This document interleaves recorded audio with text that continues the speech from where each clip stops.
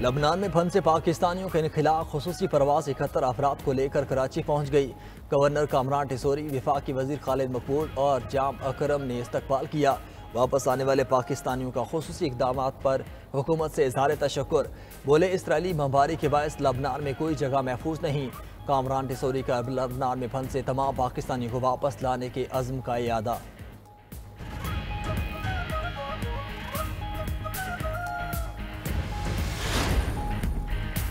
Hezbollah तबाह हो चुकी, अब जंग बंदी चाहती है। तर्जुमान अमरीकी महकमे खारजा मैथ्यू मिलर का दावा। कहा, अमरीका जंग बंदी के लिए लबनानी हुकूमत से राब्ते में है। बरतानवी मीडिया का भी कहना है कि हिज़्बुल्लाह गज़ा में जंग रोकने के मुतालबे से दस्तबरदार हो गई है। नायब सरबराह हिज़्बुल्लाह नईम कासिम ने लबनानी पार्लियामेंट के स्पीकर की जंग बंदी की कोशिशों की हिमायत की है।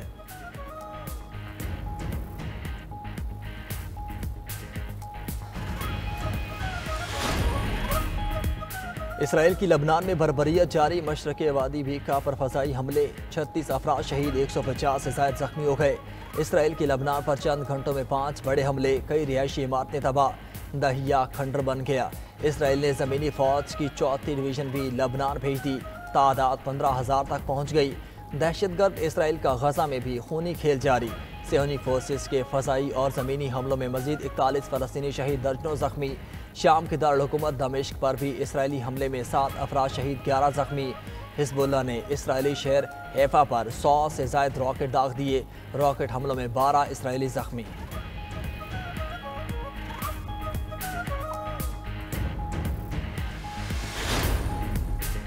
इलेक्शन के ऑडिट का खदशा मौजूद है। अदलिया बिलावास्ता और बिलवास्ता सियासत में मुदाखलत कर रही है।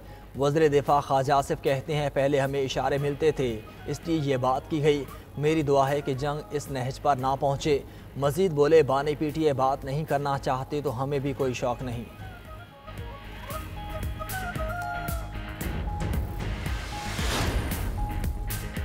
आईनी तरमीम की मंजूरी के लिए बड़ा ब्रेक थ्रू। मौलाना फजलुर रहमान आईनी अदालत के क़याम पर मशरूत रजामंद। हुकूमत ने मौलाना की तजावीज़ भी मांग ली। पार्लिमानी ज़राए के मुताबिक दोनों ऐवानों का इजलास SCO सरबराह कॉन्फ्रेंस के बाद बुलाने का फैसला।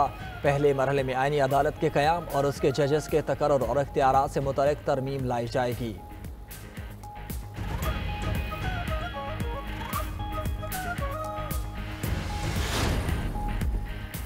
कराची में हलाक होने वाले 2 चीनी IPPs के इंजीनियर्स थे। मेरी और वज़ीर तवानाई की उनके साथ टैरिफ पर बातचीत जारी थी। वज़ीर ख़जाना मोहम्मद औरंगज़ेब की इस्लामाबाद में न्यूज़ कॉन्फ्रेंस। बोले, इस्लामाबाद में एहतजाज से 8 लाख अफराद मुतासिर हुए। शहर बंद होने से रोज़ाना की बुनियाद पर 190 अरब का नुकसान होता है।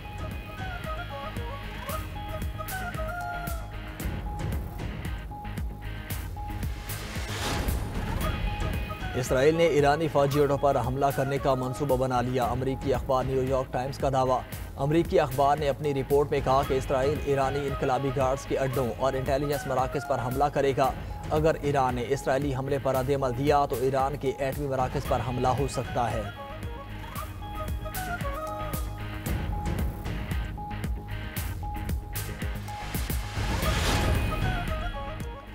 आईनी तरमीम के लिए 25 अक्टूबर ज़रूरी है, ना मजबूरी। हुकूमत चाहेगी आईनी तरमीम 25 अक्टूबर से पहले हो। नहीं चाहते कि आईनी तरमीम के लिए अरकान की खरीदो फरोख्त की जाए। Chairman peoples party Bilawal Bhutto Zardari का कहना है कि तहरीक इंसाफ वाले आईनी तरमीम को मुतनाज़ा बनाना चाहते हैं। बानी PTI जुडिशल रिफॉर्म्स को सबूताज करना चाहते हैं। तहरीक इंसाफ वाले चाहते हैं मुल्क ना चले। PTI का इंतखाबी निशान वापस लेने में मेरा कोई ताल्लुक नहीं। इन लोगों ने आइन के मुताबिक इंट्रा पार्टी इंतखाबात नहीं कराए थे।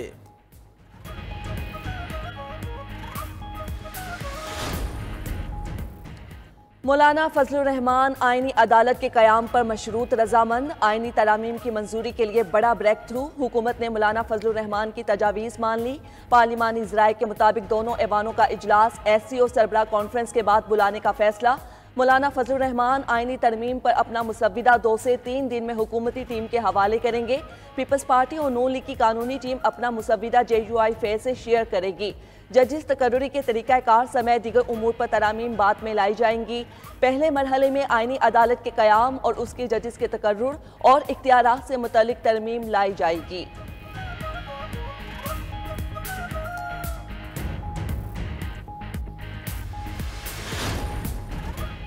पीटीआई ने अरकान पार्लियामेंट को किसी भी सियासी एहतजाज में शामिल होने से रोक दिया। तहरीक इंसाफ के चेयरमैन बैरिस्टर गौहर ने अपने अरकान पार्लियामेंट को हिदायत जारी कर दी। कहा, पार्टी के अरकान पार्लियामेंट किसी भी मुजाहरे और जलसे का ताहुक्म सानी हिस्सा न बने। हिदायतनामे का बाकायदा नोटिफिकेशन भी जारी कर दिया गया।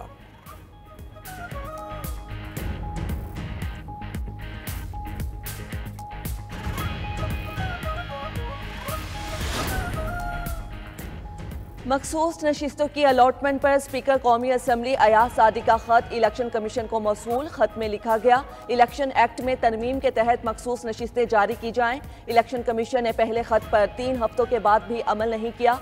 पार्लियामेंट के बनाए गए कानून पर अमल न करना खिलाफ वर्जी है। बगैर किसी ताखीर के इलेक्शन कमीशन मखसूस नशिस्तों पर तरमीम के तहत कानून पर अमल करे। इलेक्शन एक्ट पर अमल न करके पार्लियामेंट की बालादस्ती पर सवालात उठ रहे हैं। पार्लिमानी लीडर्स ने भी खत लिखकर तशवीश का इजहार किया।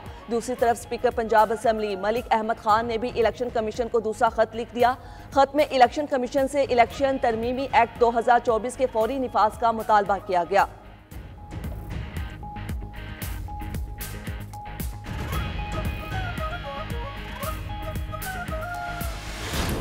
2014 जैसी कोई साजिश कामयाब नहीं होने देंगे। पीटीआई ने हमेशा मुल्क की मईशत पर कारी ज़रब लगाई। जत्थे को कबूल नहीं कि पाकिस्तान तरक्की करे। वज़ीर आज़म शहबाज शरीफ का वफाकी काबीना इजलास से खिताब। कहा, SCO इजलास से पहले वफाक पर चढ़ाई की कोशिश की जा रही है। धरने की साजिश दोहराने वालों को SCO समेत सबूताज करने की इजाज़त नहीं देंगे। मुआशी इस्तेहकाम में रुकावटें डालने से बड़े मुल्क दुश्मनी कोई नहीं। वज़ीर आला खैबर पख्तूनख्वा की क़यादत में होने वाले एहतजाज में अफगान शहरी शामिल थे। वफाक पर दिन रात चढ़ाई की जा रही है। जत्थे को फिक्र है कि पाकिस्तान तरक्की कर गया तो उन्हें कौन पूछेगा। फसादियों को होश के नाखून लेने चाहिए। कराची धमाके पर बात करते हुए वज़ीर आज़म ने कहा, चीनी सफ़ीर को यकीन दिलाया है कि SCO के लिए जामे इंतज़ामात किए हैं। सूबे के एक DPO की मदद से पेशावर पहुंचा। KP हाउस से निकलकर उसके पीछे कायम चौकी में 4 घंटे रहा। 4 घंटे बाद मुझे बताया गया कि गाड़ी का इंतजाम हो गया तो मैं चला गया। वज़ीर आला अली अमीन गंडापुर ने खैबर पख्तूनख्वा हाउस से पेशावर पहुंचने की सारी रौदात बयान कर दी। सूबाई असम्बली में इजहार ख्याल करते हुए वज़ीर आला KP ने कहा, जब KP हाउस से निकला तो जेब में मोबाइल था, ना एक पैसा। KP हाउस पहुंचकर बानी PTI की हिदायत का इंतजार कर रहे थे। KP हाउस पर पुलिस और रेंजर्स ने धावा बोला और अमले पर तशद्दुद किया। अंदाजा हो गया था मेरी गिरफ्तारी वक़ार के साथ नहीं होगी। हमें जलसों के लिए ऐसी जगहें दी गईं जैसे हम जानवर हों। लाहौर में जलसा करना चाहा तो 80 किलोमीटर दूर मवेशी मंडी में जगह दी।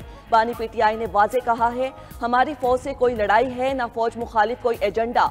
इस्लामाबाद में एहतजाज की कॉल और वहां पहुंचकर दिखाया। IG इस्लामाबाद को ना हटाया तो फिर धावा बोलेंगे।